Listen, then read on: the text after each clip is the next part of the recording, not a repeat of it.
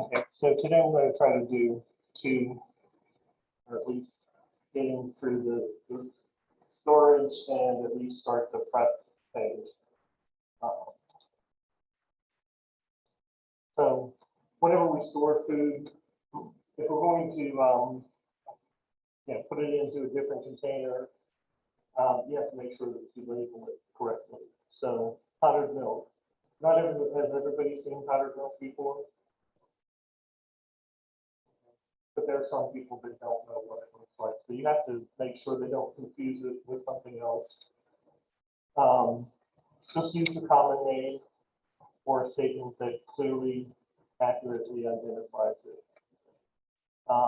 It's not necessarily labeled with food if it clearly will not be mistaken for another item. So if you have like a container of onions, I think everybody knows what onions look like. Okay, if you are going to be packing food in your restaurant and selling it in packages, so like jars of your salad dressing or bottles or something like that, you need to label it properly, common name of the food or a statement clearly identifying it, the quantity of the food. So if it's a liquid, you would have to say how many fluid ounces or cups it contains. If it's a solid or dry item, you have to say how much weight it is. If it's something that has more than 2 ingredients, you have to list all of those ingredients and the sub-ingredients in the descending order by weight. And this is what food manufacturers have to do. So when you see a product at the grocery store, it has all of the ingredients listed on it. They're listed by the weight. And like that, you have to list the artificial colors and flavors and any type of chemical preservatives. And then where was it manufactured, packed, or distributed. And very important, you have to have a list of every major allergen in the food. So we have to go by the 8 that were identified. I think we did that in chapter 2.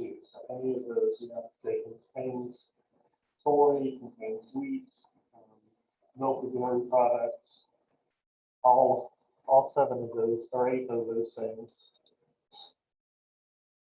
Okay. When we are storing things in our cooler, if we're making a TCS food that is going to be held for more than 24 hours, we have to put date marking on it. So the date mark has to indicate when the food must be sold, eaten, or thrown out. So ready-to-eat TCS food can be stored for only 7 days, and it has to be held at 41 degrees or lower. Okay, so this is going to involve a teeny tiny bit of math. Okay, the count begins on the day that the food was prepared or a commercial container was opened. So if you open the container of sour cream, that's a TCS food. It may not have an expiration date until October 30th, but once you open it, you have 7 days to use that food or anything that's made with it. So it's being like that.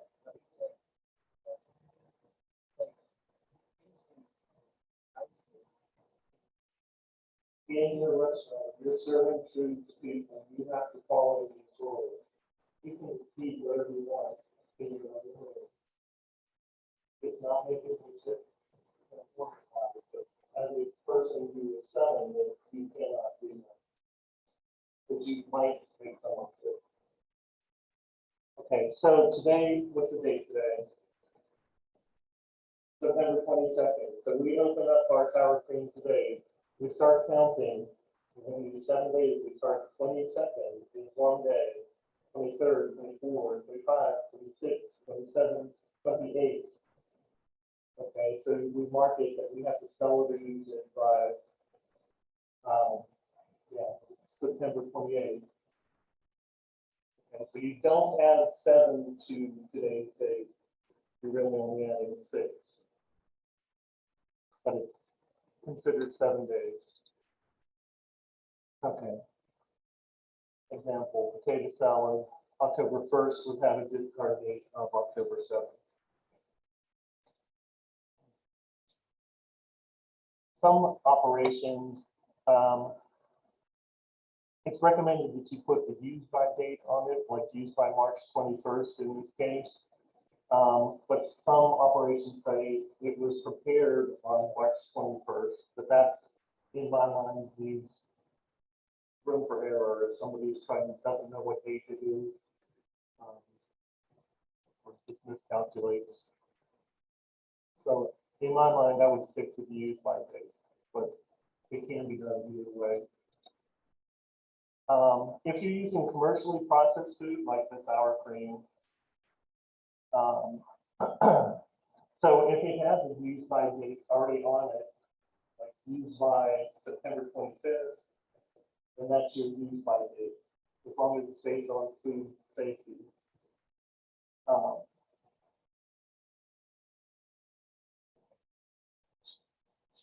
So, like you've all seen the container of milk, May 25th, this is 2017, so this is a long time ago. But if we found that, we'd throw it out. Okay, if you're combining food with different use by dates in the dish, you might have some leftover ingredients from different things that you've cooked. You might want to make something totally new. So if you're making something like shrimp and sausage jambalaya, you're preparing it on December 4th. The shrimp has a use by date of December 8th. Sausage has a use by date of December 10th. So when do we have to use this by? December 8th. You have to use it by the earlier date. So you just have to be aware of when you're using the ingredients, what the use by date is, so that you can put it out.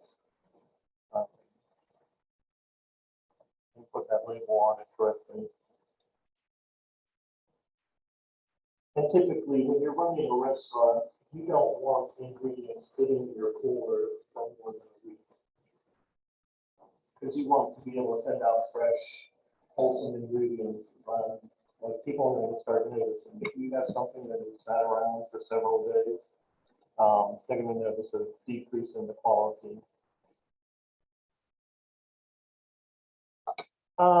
Rotation, first in, first out. Okay, we call this FIFO. Has anybody heard of that before? So it's a very simple process. You identify the food items used by or expiration date. And what this photograph is showing is that September 16th is the use by date.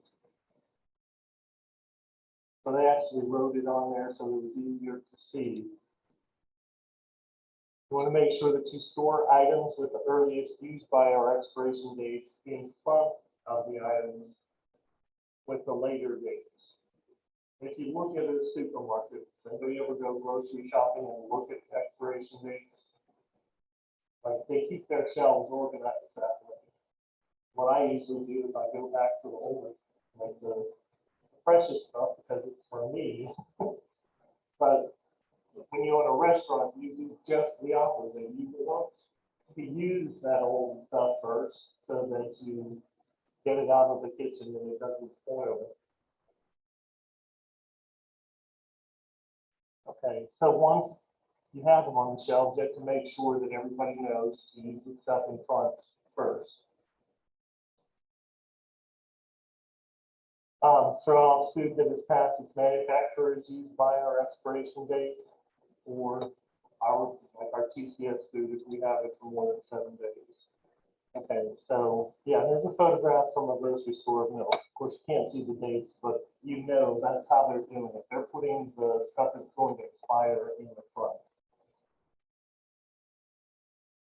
Okay, for storage of the food, for TCS food, at an internal temperature of 41 degrees or lower, or 135 degrees or higher. So we have to keep it out of the temperature danger zone.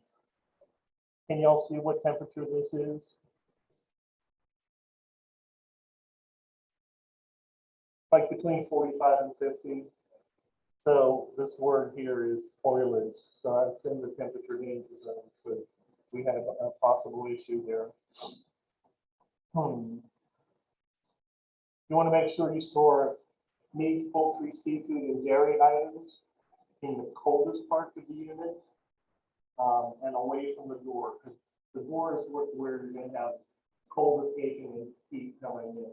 So you want to have them back away from that. Store frozen food at temperatures that keep it frozen. Typical freezers are set between 0 and 10 below 0 Fahrenheit. That'll keep everything frozen solid. Make sure that the storage units have at least one air temperature measuring device. A lot of the coolers have an external reading of what the temperature is inside. You need to have an extra thermometer inside the unit as a backup plan. And that has to be accurate within 3 degrees plus or minus.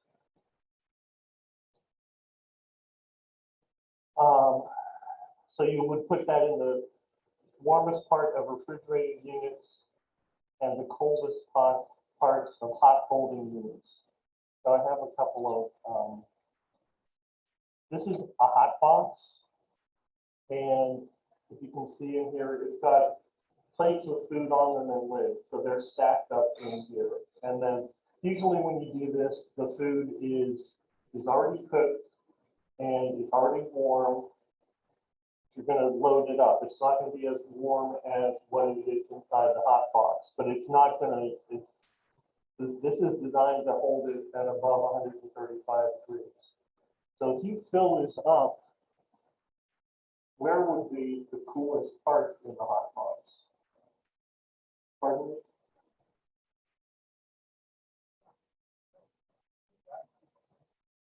Heat rises. But the bottom is where the heat's coming from. I can tell you that part. That's where the got like, if you have an electric ventilators or you can put it in one of those terminals. Is it? Because heat rises, okay, but it's not going to like stop in the middle and go into the middle. It's going to go all the way to the top.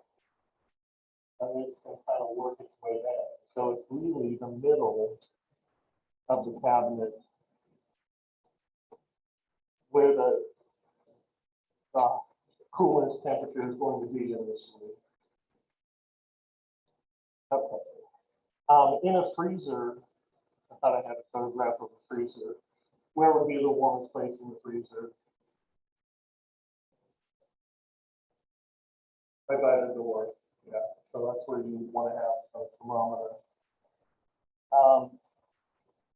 You have to be careful that you don't overload your coolers and freezers. They rely on airflow to cool and keep the food frozen. Avoid frequent opening of the door or popping the door open for extended periods of time. I have a photograph on another slide that shows what a cold curtain is for washing coolers. You want to use open shelving, so shelving that has spaces between it, like wire shelving instead of like solid. That helps improve air circulation. Monitor temperatures regularly, so somebody should go in there once a day and just spot check a couple of things, see what the temperature is, make sure it's below 41. If the food is not at the correct temperature, you have to throw it out because you don't know how long it's been in the danger zone. Defrost freezers on a regular basis. Yeah, that's depending on where you are, you have to do that more often than others and what type of freezer you have. So this is actually our walk-in freezer back in the commissary in the far corner of the building. So notice that we have things on off of the floor. You can't really tell, but there are slats in these short racks. And then everything else is on the wire racks, which clearly have openings in them. All of the fans and condensers are over on this side. Neat, it's clean. Nothing is stored on the floor. And then in this picture, these are the air curtains. So there's a door that closes and seals, but when you go inside, that air curtain still is keeping the majority of the cold air in and the warm air outside. So in any walk-in cooler, you're going to see some variation of these type of curtains.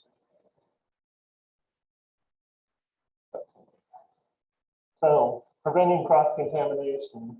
So we have to make sure that we store food in clean, dry locations away from dust and other contaminants. There's a list of places that we never store food in locker rooms or dressing rooms. And as I mentioned, we do have dressing rooms just down this hallway on the left-hand side. It's the first left on the hallway here. There's 3 different rooms. We would never store food in there. Restrooms or garbage rooms, mechanical rooms. If you saw the room that was open with all the water on the floor, that's a mechanical room. That one is the handles all the computer wiring for the building and the Wi-Fi. There are several. There's one on each side of the building for air conditioning. There's one for the water boiler. So there's quite a few in this building. Under unshielded sewer lines or leaking water lines, under stairwells,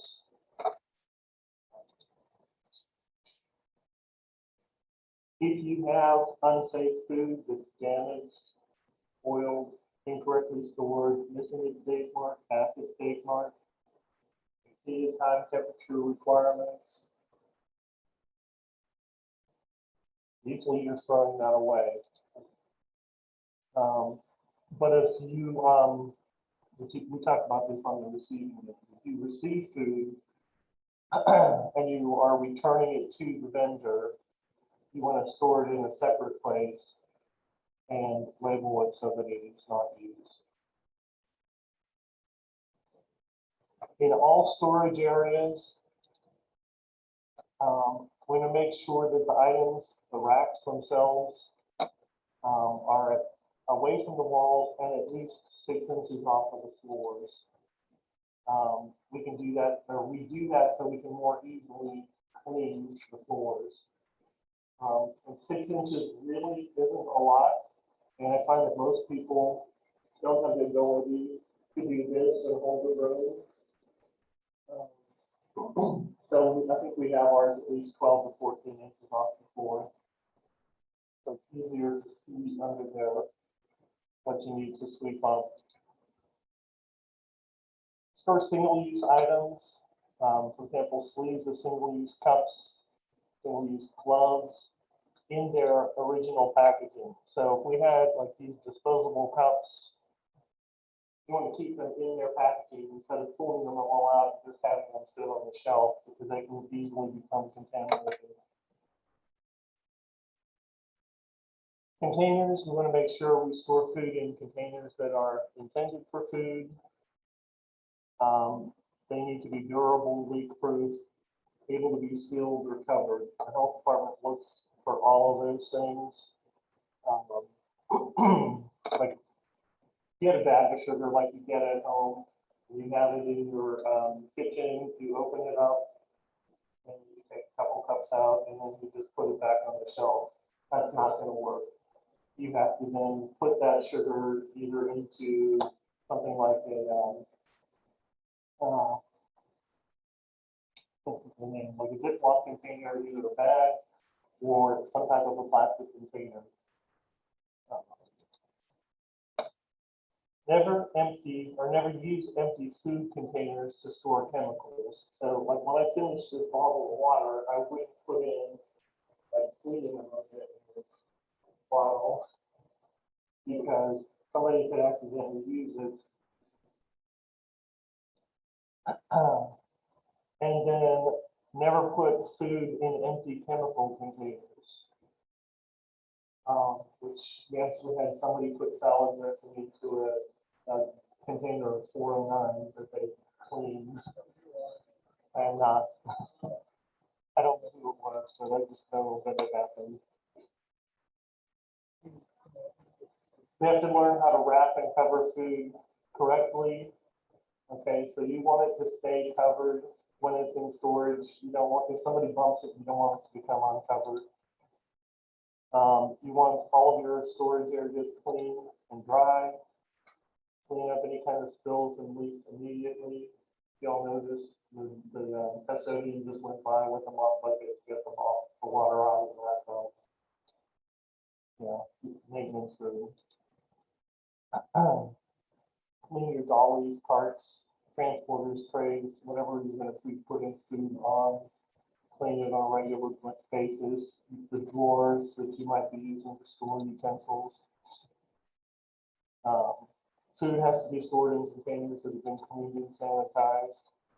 Dirty linens have to be stored in clean, non-absorbent containers or washable laundry bags. So we have a service that supplies us with side towels in the kitchen. They come in the blue mesh bags. So after we use them, we put them back into the blue mesh bag, and they go outside and get picked up and exchanged out. Same thing with tablecloths and napkins that we use for the restaurant. Service brings them in, we use them, and then they go back into their bags, go back and get washed. Okay, so we know wrap or cover food, store raw meat, poultry, and seafood separately from ready-to-eat food. If this is not possible, some places don't have a huge monster storage area. We need to make sure we store ready-to-eat food above raw meat, poultry, and seafood. There's going to be a chart that we're going to show. And that would prevent things like chicken blood from dripping down onto somebody's salad. Okay, so store these items, food items in the following top to bottom order. So ready to eat food at the top. Okay, so lettuce, salads, produce that's not going to be cooked, desserts need to be stored above all the other types of food. You have seafood below that. You would have your whole cuts of beef and pork. You have ground meat and ground fish. And at the very bottom, any type of poultry. And these are based on the minimum internal cooking temperature for each food. So whenever we have to memorize all of these temperatures, yeah, it doesn't help if I do that. Down at the bottom, and it goes by 10 degrees, 165, 155. These two are both 145. And then there are some other foods that can be cooked to 135, but they're not stored in a cooler. Okay, so when it comes to storing specific foods, fresh meat, you want to keep it at an internal temperature of 41 degrees or lower. Frozen meat needs to be kept in a nice cold freezer, so it should be between 0 and 10 below 0. You want them to actually be in a separate storage unit or in the coldest part of the cooler. They should be in an airtight container, moisture-proof material. or cleaned and sanitized containers. You might have hooks or racks for dry aging meat. Um, Definitely not stored above other food unless you only have like one set of shelves. You would store this above ground meat and poultry. Eggs, they need to be stored at a temperature of 45 degrees or lower. There are several frozen products. You keep those in the freezer.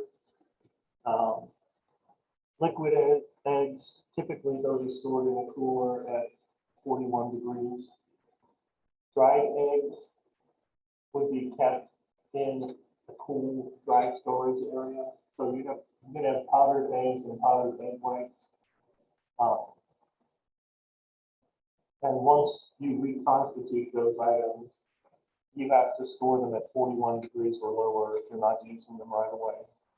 But that's pretty much the whole point of the dry product. You mix what you need and then use it.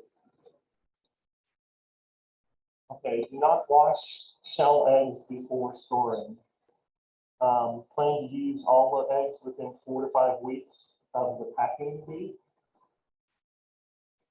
Keep shell eggs in cold storage until used. Do not reconstitute more dry egg items than needed for immediate use. I think we're going to talk about with the eggs. Unlike this photograph here, you usually want to keep them inside their original container and store them away from anything like chopped onions or garlic, because they will absorb those odors and flavors through the shells. And also outside of their original container, they will tend to lose volume. The liquids from the egg whites are going to start to evaporate through the shells over time. We're talking like, wait, how do we know this? Okay.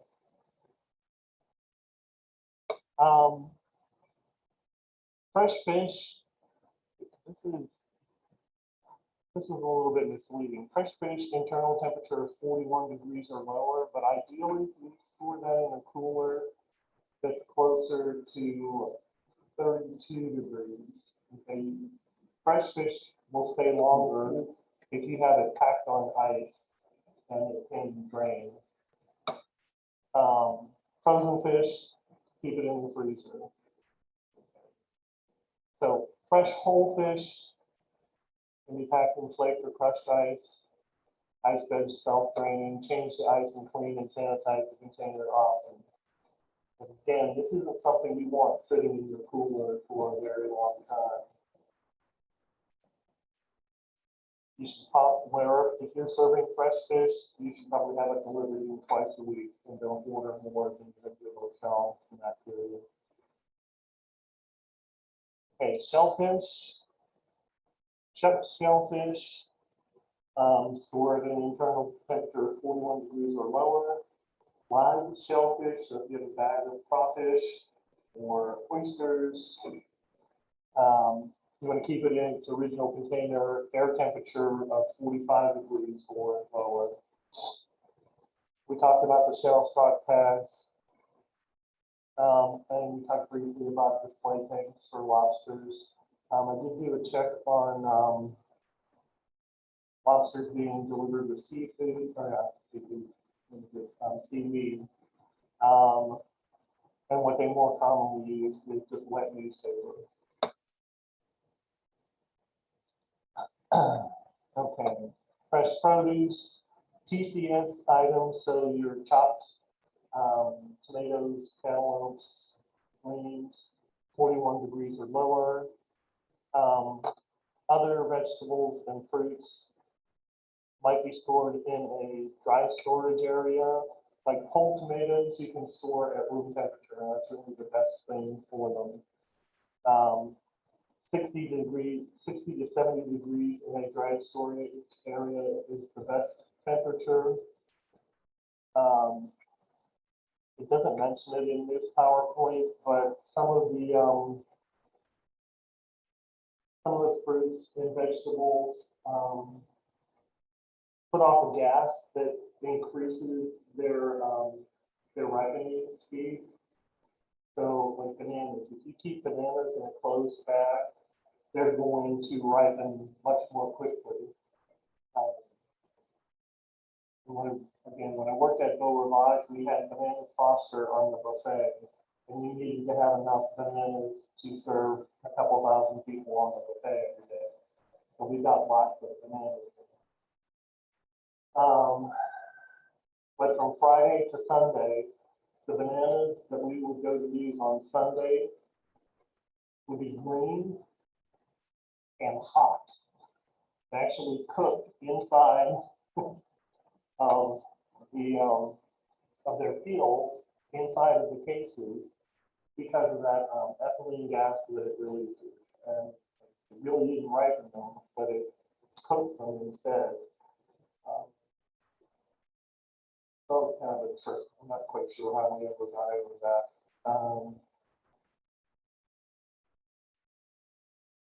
But they will also ripen other fruits and vegetables quickly. So if they're stored in the same area, you'll notice that your other produce will ripen and spoil more quickly if it's stored with tomatoes or bananas. Those are the two that come to mind.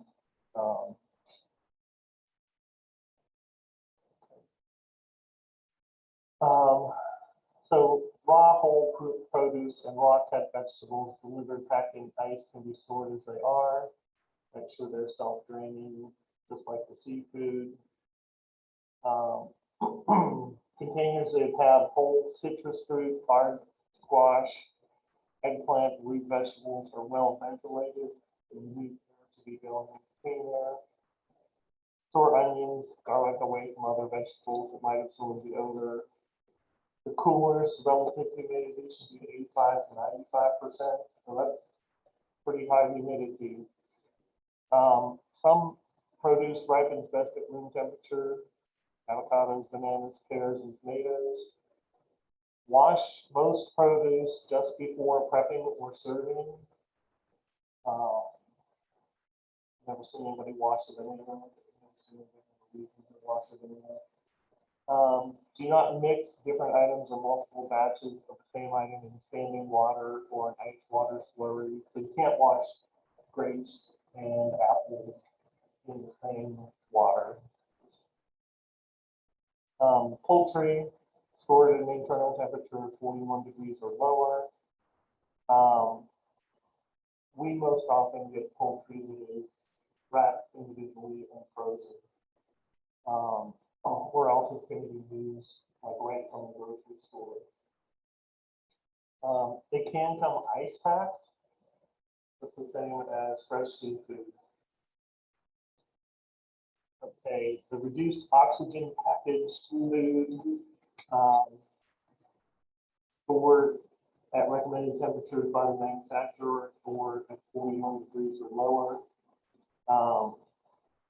We can have it frozen. Throw the package away. We talked about that. If it has excessive liquid, it's slimy or it's torn, or it's got bubbles, air bubbles going in there. Check the expiration date before using.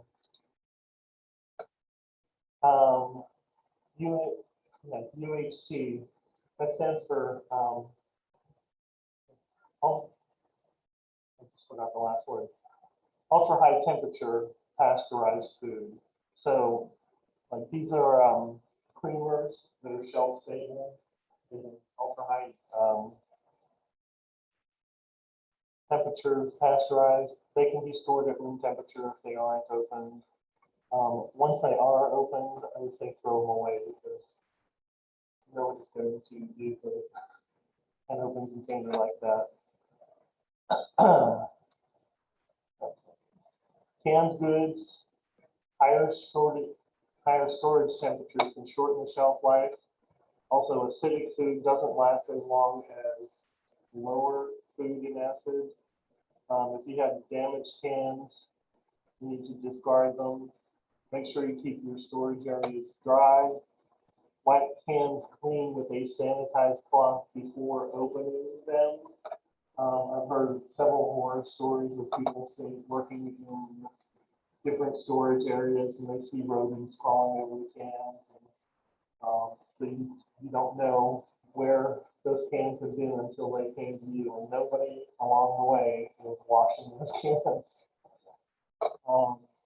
And this type of a rack is, these cans are called number 10 size. They're the big cans that are about this tall. And it's the size of the can that has different numbers. So number 10 is a very common size can in professional restaurants.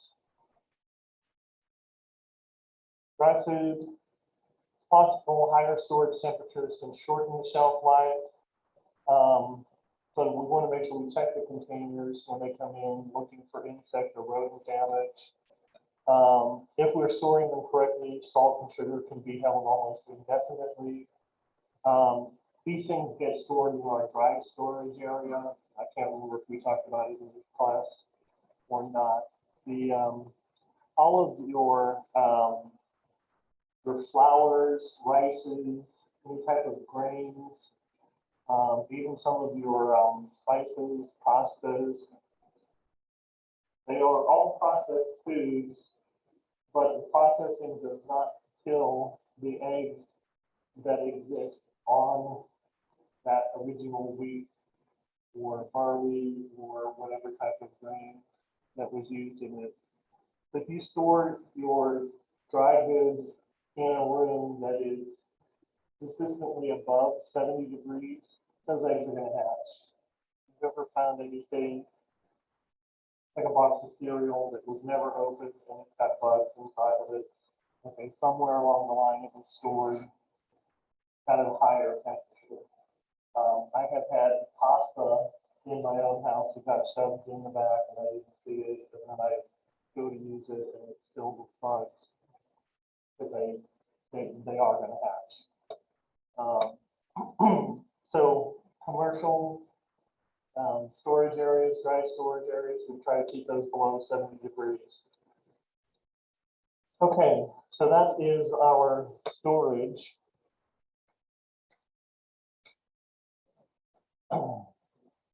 And it looks like we have a few minutes to get into the preparation.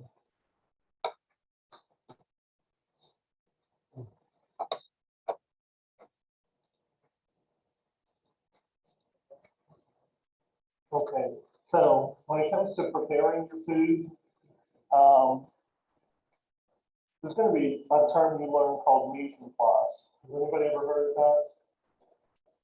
Okay, it's talking about getting all of your equipment, ingredients in order, getting your head in the game about what it is that you're going to do. So sanitation is going to be part of your everyday mise en place.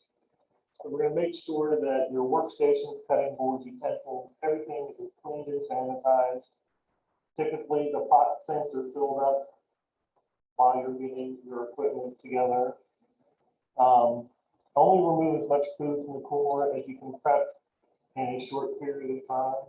Don't pull out 200 raw chickens and think you're going to be able to chop those up in less than 4 hours. Return prepared food to the cooler or cook it as quickly as possible. Food and color additives. Only use additives that are approved by your local regulatory authority. Never use more than are allowed by law. This comes into place with sausages. There's some things you do to prevent bacterial growth and some additives that you add to the sausage. That is linked to cancer. It's a tinted curing salt. It's pink, so it's unlike any other ingredient that you see in the kitchen. And it's actually designed to be so salty that if you put too much in, people won't be able to eat the sausage because it's so salty. Don't use additives to alter the appearance of food. do not sell produce that has been treated with sulfites before you received it, and don't add sulfites to products that will, or produce that will be eaten raw. Preventing food, honestly, I think we talked about this on Monday a little bit. The food additives, the colors, colored overwraps and lights. Food must be presented in the way it was described. So if you have fried perch on your menu and you run out, you can't just substitute catfish and not tell people. Most people aren't going to be able to know. And all you really have to do is say, we're out of the perch, we're selling catfish instead. Food that is not presented honestly must be thrown out. And the health department, I have an anecdote that a colleague told me about working in a kitchen, because there are very specific rules about how quickly you have to cool down food. And in this kitchen, they made a big portion of gumbo, 40 or 50 gallons of gumbo. And their practice was to put it into 3-gallon plastic containers. And then it would just kind of sit at room temperature before it would go into the cooler. And that's really not a good way to do it, because you only have 4 hours to get that food, actually 6 hours to get it through the temperature danger zone. So the health inspector comes in and sees it and says, you need to throw all of this away. So 50 gallons of gumbo. And the chef's like, yes, we'll do that. And of course, continue on with the inspection. And then somewhere along the way, do you have any bleach available? And they bought a bottle of the bleach, and she walked over to them and poured bleach in all of the gumbo.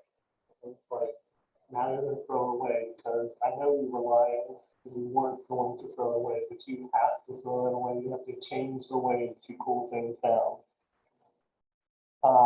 And that costs a lot of money when things like that happen. So we have to throw food out when it's handled by staff who have been restricted or excluded from the operation due to illness. So if somebody came in with one of those big 6 pathogens and contaminated the food, somebody coughs or sneezes and gets bodily fluids from the nose or mouth onto the food. And also when it has exceeded time and temperature requirements designed to keep food safe, you have to throw those things out. So restaurants want to eliminate all the waste that they can. So you want to make sure that your coolers are working. You can't just throw food away, because you won't be able to stay in business. When it comes to thawing TCS foods, you have 2 options. You can thaw frozen food in a cooler, keeping it at 41 degrees or lower. So if you do a Thanksgiving turkey, when you do it at your house, you should stick it in the cooler like at least 3 days maybe before Thanksgiving, so that it has plenty of time to thaw out. You can also submerge the food under running drinkable water. The water has to be 70 degrees or lower. In that danger zone, with the temperature danger zone at 70 degrees, bacteria grows faster. So we want to keep that under 70 degrees. You have to use a clean, sanitized food prep sink. Use water flow strong enough to wash away food bits. Never let the temperature of the food go above 41 degrees for longer than 4 hours. And this can be very wasteful for water, because you have to have a strong enough flow of water in order to thaw out the food, and it may take a couple of hours to do that, depending on the size of what it is you're thawing. You can also thaw food in a microwave, but as soon as it's thawed, you have to cook it. whether you put it into a deep fryer or an oven or a grill or finish cooking using a microwave. You can thaw food as part of the cooking process. There's plenty of things that you take out of a box in the freezer and put it right into a fryer. Or hamburger patties that you take out of the freezer and put onto a grill that you can cook. Some foods may be what's called slacked before cooking, where you'll pull them out into the cooler and not completely thaw them, but let them come up higher in temperature so they're not frozen solid. Okay, thawing reduced oxygen packaging fish. Okay, so if you receive it in this packaging, it has to be thawed carefully. Following the instructions on the label, if it says that it has to be kept frozen until it's used, then do that. Remove the fish from packaging before you thaw it in the cooler. So if you're pulling out packages, you have to take it out of the packaging to thaw it in the cooler. You can thaw it in the package under running water, or you can remove it from the package and thaw it under running water. We're going to stop there today and pick up slide number 10 on Friday.